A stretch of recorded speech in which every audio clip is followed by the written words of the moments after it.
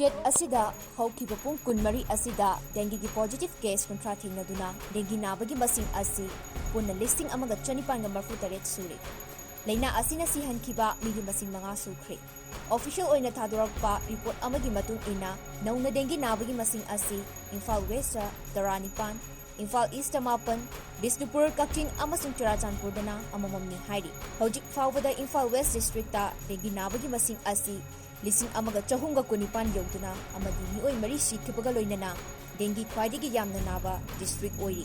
Aduga ani shubada Imphal East dengue gi case chahunga marfu manga Bisnupur da mioi ama sikhibaga loinana case Sihankhiba leiri.